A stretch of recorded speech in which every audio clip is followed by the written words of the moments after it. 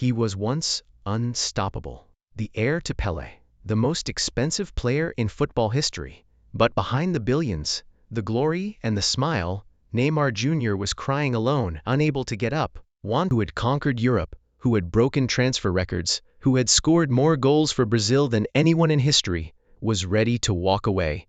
And what happened next made millions of fans around the world break down in tears. This is the shocking confession that nobody saw coming. The truth about Neymar's darkest moment, and the heartbreaking reason he almost gave up on football forever. Let's start with the numbers, because the numbers tell a story of greatness, but they also tell a story of pain. Neymar da Silva Santos Jr. is Brazil's all-time leading goal with Barcelona. He led PSG to their first ever Champions League final.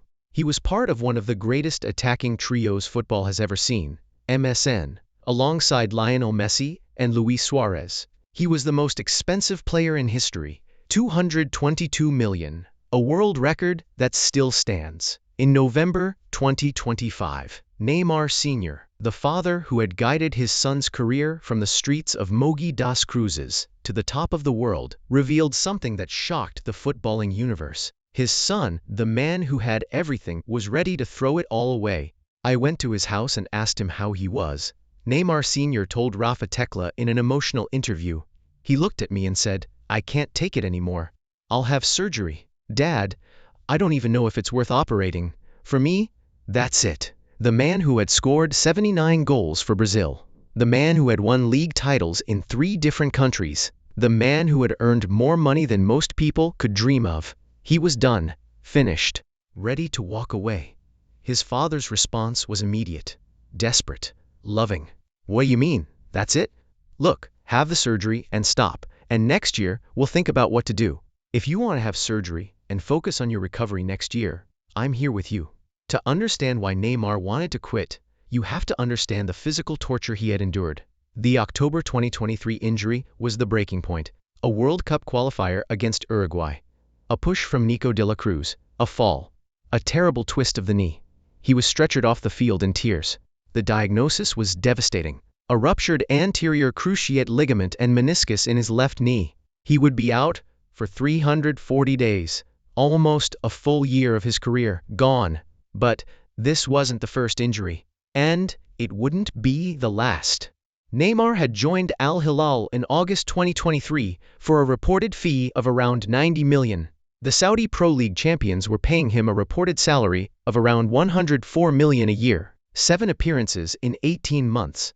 A career in Saudi Arabia that was supposed to be a triumph turned into a nightmare. The ACL injury, the long recovery, a brief return, then a hamstring injury, then nothing. Al Hilal's coach, Jorge Jesus, said the words that every player fears. He can no longer play at the level we are used to. Things have become difficult for him, unfortunately. Neymar and Al Hilal mutually agreed to terminate his contract in January 2025. He was going home, back to Santos, back to where it all began. His return to Santos was supposed to be the ultimate redemption story, the prodigal son coming home. The prince returning to his kingdom. His debut as a starter came on February 10, 2025, his first start in a year and 4 months. The last time he had started a game was October 18, 2023, the night of the injury. And what did that return look like? This wasn't Neymar, this was a shadow of the man who had been unstoppable. And the fans noticed. The critics noticed. Everyone noticed. "I think I was unstoppable in those 4 years at PSG," Neymar said, laughing during his Santos reintroduction press conference. The 0-6 defeat to Vasco da Gama in August 2025 wasn't just a loss. It was the worst defeat of Neymar's career. And it broke him. "I'm ashamed. I'm totally disappointed with our performance," he said after the match. "It's a feeling of extreme shame. I've never experienced this in my life. Unfortunately, it happened." The tears were from anger, from everything. It was total that's the reality. He stood on the pitch, tears streaming down his face, as members of the coaching staff had to console him. This was Neymar, the showman, the dancer, the man who played football with joy, and he was weeping on the field. But that wasn't the worst moment. The worst moment came later. In a chilling admission, Neymar confessed to reaching absolute rock bottom, what he called his emotional zero. "I confess that I am very strong emotionally, that I endure a lot, but this time I couldn't endure it anymore," he said.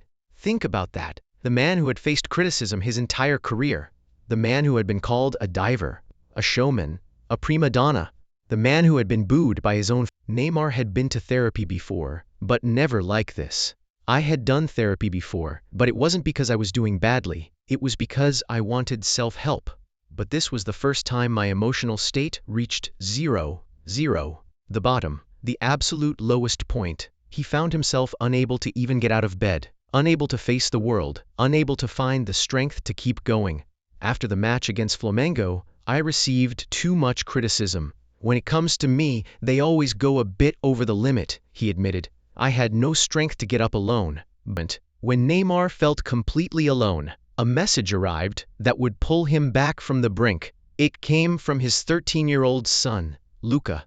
"Good night, Dad. I know today was a tough day for you and for us. But I wanted you to know that in these difficult times, when no one is by your side, you know I will always be here to support you," Lucca wrote. "When no one is by your side, you know I will always be here." A 13-year-old boy, comforting his father, telling him he was loved, reminding him that he was not alone.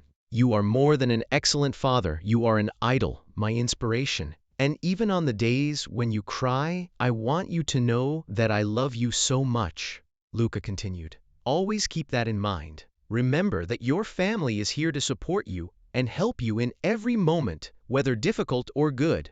You are my dad, and always know that I am here for you." But the most powerful part of the message was yet to come. "And never give up on your biggest dream because of people who don't even know you or who you are, because you are capable.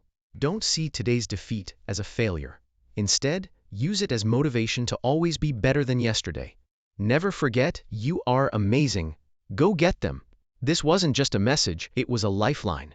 Neymar shared the message on social media, and the football world wept with him. This was the confession that made fans cry, not just the pain, but the love that pulled him through it. Despite everything, the injuries, the pain, the depression, the desire to quit, Neymar held on. Because there was one dream left, one final goal, the 2026 World Cup. His father convinced him to stay, to fight, to give it one last shot. There are some people out there who are very noisy, very few people, but they make a lot of noise, and they want you to give up. Look, it's not much longer. It's 6 months. After June, July, I don't know if we'll win or not, but at least you have to be in this. You can't accept what those people are doing. You can't listen to what comes from outside," Neymar Sr. told his son.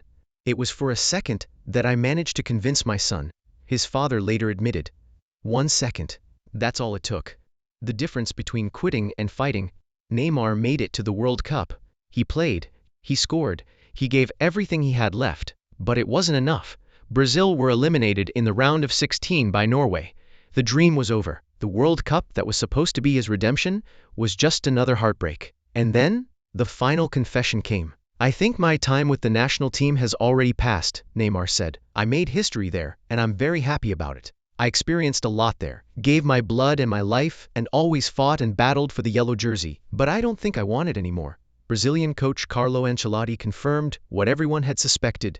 "I think this World Cup marks the end of a generation of very important players, starting with Neymar, going through Danilo, Casemiro, all those players who were over 30 years old at the World Cup. The king was gone, the dream was over, but the man who had almost quit, who had cried alone in his room, who had been saved by his son's love, he was still standing."